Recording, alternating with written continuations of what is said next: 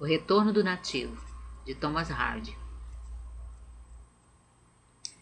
O Retorno do Nativo foi publicado pela primeira vez em 1878 e foi o sexto romance do escritor inglês Thomas Hardy, o autor de Longe deste Insensato Mundo, que já tem vídeo no canal, vou deixar o link embaixo, e de Tess dos Uppervilles, que também tem vídeo no canal, eu vou deixar o link embaixo.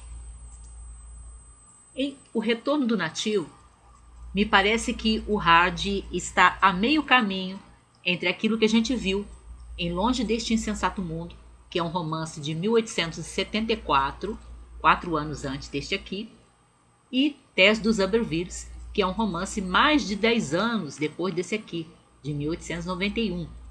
Ou seja, me parece aqui, nesse romance, que o Hardy está já não exatamente naquela visão de dor triunfante, de sofrimento, tragédia com esperança, que a gente vai encontrar em Longe deste Insensato Mundo, mas ainda não chegou naquele pessimismo naturalista que a gente vai encontrar em Tess dos Uppervilles.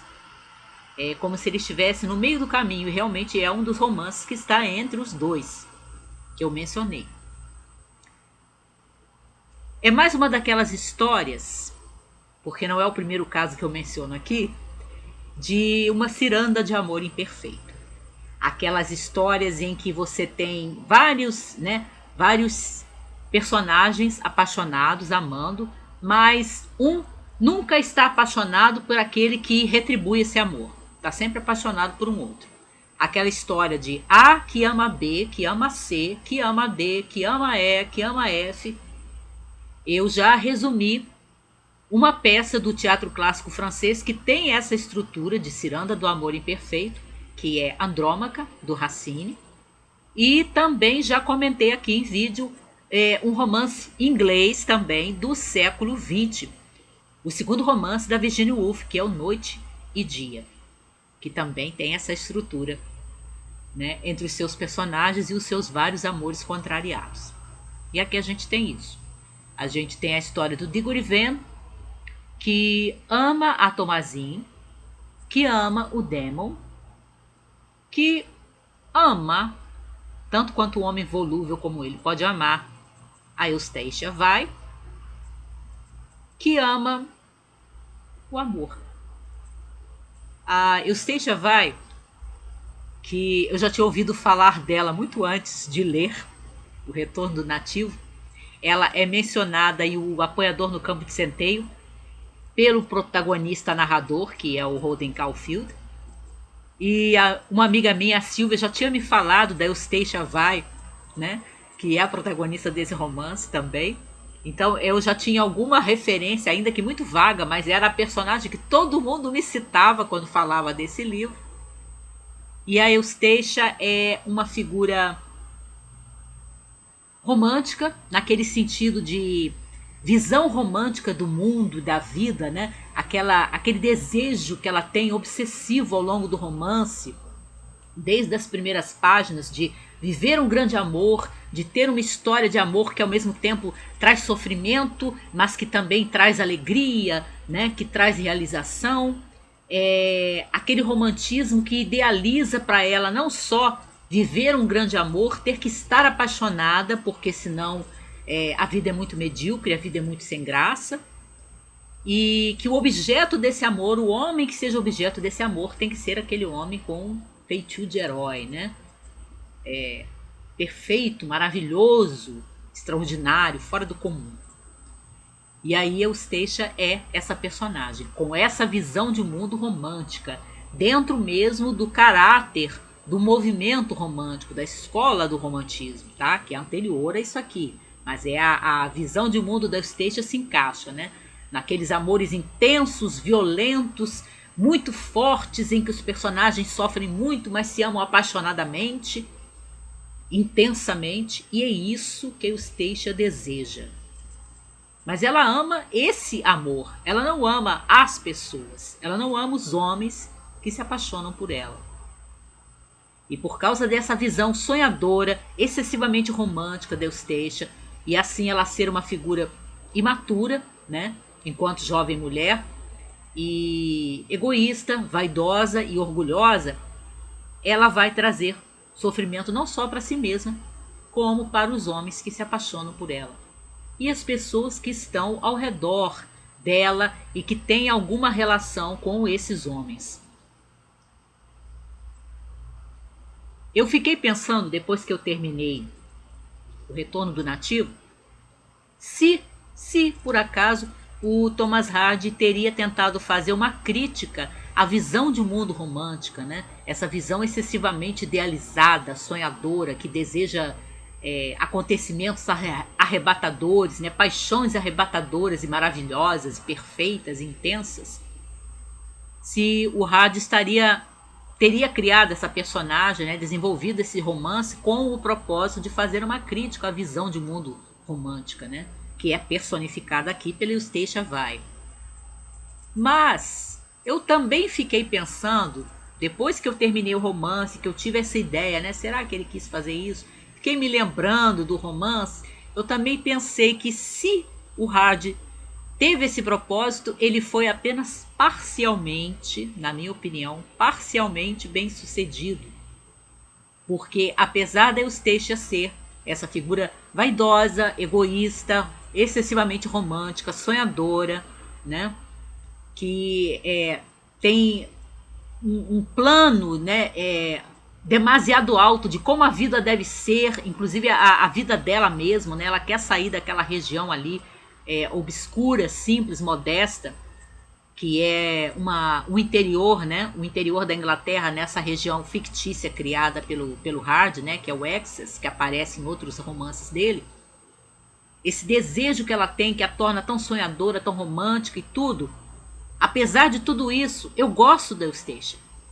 Foi uma das personagens que eu mais gostei nesse romance. Eu acho que ela tem uma vivacidade que atravessa e cintila através do romance todo. Então eu tive a impressão, pensando nisso, será que o Hardy quis criticar a visão romântica através da Eustacia? Mas ele se demora tanto sobre a Eustacia que eu fiquei pensando, eu tenho a suspeita de que o próprio Hardy ficou um pouco enfeitiçado pela Eustacia. Eu acho. Porque a gente tem outros personagens que têm peso aqui e sobre os quais o Hardy se debruça, sim, para nos mostrar quem eles são, o que eles sentem, mas não tanto, não com tanta atenção, não com tanta frequência. A gente tem o Clean Wilbright, né? Que é esse homem que veio, esse homem jovem que veio voltando de Paris e que vai para essa região, voltar para a casa dele, né? Reencontrar a mãe, que era o lar dele mesmo, mas ele estava fazendo a vida em Paris e ganhando muito dinheiro lá. E aí ele volta para essa região com o ideal, né, de educação daquelas populações mais simples que vivem por ali, né, trabalhadores rurais, camponeses. Dá um adeus àquela vida que ele tinha em Paris, que ele considera uma vida vazia, que ele estava só ganhando dinheiro. A gente tem a Thomasine, que é a prima do Clean, né, que faz um mau casamento, né, e resolve aceitar as coisas como elas são, ela não fica se queixando, embora a tia perceba que ela não está feliz. A gente tem o Diggory Venn, né, que está apaixonado pela Thomasine há muito tempo e que é aquele protótipo do homem que ama com uma constância, né, com uma fidelidade que faz a gente lembrar do soneto 116 do Shakespeare, que eu declamei no último aperitivo literário do canal, vou deixar o link embaixo. E o Diggory Venn, claro, me fez lembrar também do Gabriel Oak, que é o protagonista do romance de 1874, Longe deste Insensato Mundo. São duas figuras de homens apaixonados no Hardy que personificam perfeitamente aquela ideia do amor que é constante, do amor que permanece em todos os momentos e que não depende de ser amado, mas que ama e que serve a pessoa amada, independente das circunstâncias, né? Tanto Gabriel no outro livro quanto o Diggory Venn neste livro. Então, são todas figuras interessantes, mas eu achei que todas elas ficam um pouco descoloridas até certo ponto, talvez o Diggory menos, porque o amor fiel do Diggory é uma coisa que enobrece o personagem e dá a ele um peso dentro da história muito forte. Mas, de um modo geral, eu acho que todos eles ficam um pouco descoloridos perto da vivacidade da Eustacia, que é intensa, que é vaidosa, que é egoísta, mas que quando chega no final não vou comentar. Direi apenas mais uma coisa. Eu achei bem interessante no romance os pares, né, ou duplas que o Hardy estabelece para fazer contrastes do que eles parecem representar ou simbolizar dentro do romance. A gente tem dois homens, né, o Demon Will e o Clean Will Bright, que eles são contrastantes, né? Todos dois são homens que amam, até certo ponto, pelo menos, tanto quanto o Demon, né, na sua imaturidade pode amar, mas vamos dizer que ele ama. Mas que eles têm posturas diferentes e formam contrastes, né, essa dupla. O Demon, ele me parece personificar muito mais a sensualidade, né, aquele homem que é voltado para a vaidade de ser desejado pelas damas, né, de ser objeto do desejo das mulheres, de sentir até que existe uma espécie de disputa entre as mulheres pelo amor dele, pela atenção dele, né, pela preferência dele. Então, uma figura mais sensual e vaidosa. E aí você tem o oposto, né, o Clean e o Bright, que é quase o oposto, que é um homem que vira as costas para a vaidade, para tudo aquilo que ele ganhava, para todo o dinheiro que ele ganhava, né, para o fato dele ser um homem que se deu bem na vida quando ele estava em Paris, e vira as costas para tudo isso. Nem a mãe entende, né? A mãe dele, apesar de ser uma mulher até sensata e tudo, ela não entende ele fazer uma coisa como essa. Então, o Clean seria aquele homem que representaria o poder né, a elevação, né, a valorização do homem que é mais filósofo e um homem mais dado à meditação e a ideais nobres do que propriamente a sensualidade e a vaidade. Eu achei interessante esse contraste, né? Esse par que forma um contraste, essa dupla que forma um contraste.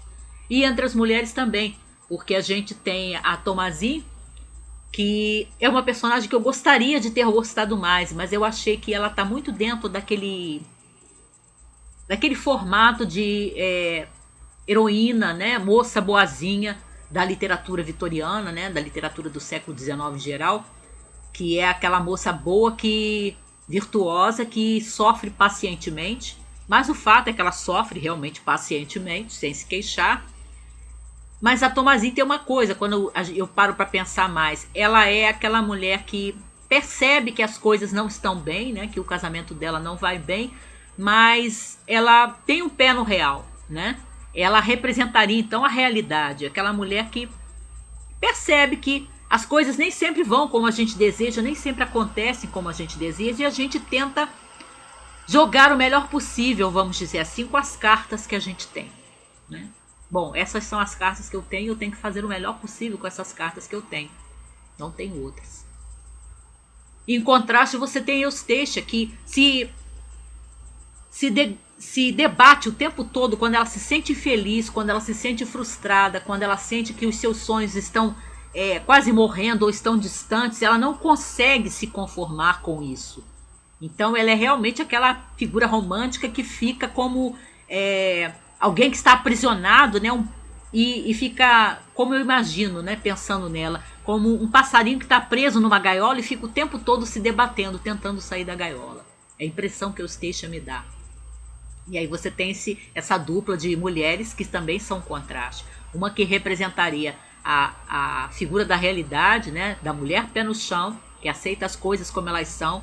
Não são as ideais, estão longe disso, mas vou fazer o que eu puder com isso. E a mulher que é aquela excessivamente romântica e sonhadora, né, e vibrante, e que não consegue se conformar. Não, essas são as cartas que eu tenho, eu não posso me conformar com isso. Tem um lado bom nisso? Tem, mas é como eu disse no princípio. Apesar de eu gostar muito da Eustacia, muito do que ela sofre e do que acaba levando outras pessoas a sofrer tem a ver com essa visão exagerada que ela tem de que ela tem que ser feliz e a felicidade dela é assim mais importante do que ela procurar se entender com as outras pessoas, né? Procurar se harmonizar com as outras pessoas, ter uma convivência boa, saudável, levando em conta as outras pessoas. Às vezes ela até tenta um pouquinho isso, mas realmente não é o estilo da Eustacia. Mas é preciso se dizer que eu tive uma suspeita de coisas que a Eustacia iria fazer ao longo do romance e ela não faz. Eu esqueci de levar em conta o fato dela ser uma figura orgulhosa. Ela é uma mulher orgulhosa. Então, há coisas erradas que eu pensei que ela faria que ela não faz porque ela considera aquela falta, né, aquele erro, aquela transgressão, uma degradação para ela. Então, de uma certa forma, o orgulho dela preserva. Há muita coisa, aliás, que se acusa a Eustacia de fazer em O Retorno do Nativo, que ela não faz. Mas também nesse romance, e isso acontece em outros romances do Hard, tanto no Longe deste Insensato Mundo quanto no Tess, mas especialmente no Longe deste Insensato Mundo, a gente percebe que às vezes você faz coisas pequenas que vão ter consequências terríveis e até trágicas, apesar de você ter feito uma coisa que, na aparência, era tão pequena. Era quase desprezível. Coisa que você, de repente, não levaria tão em consideração. E as consequências são tão sérias.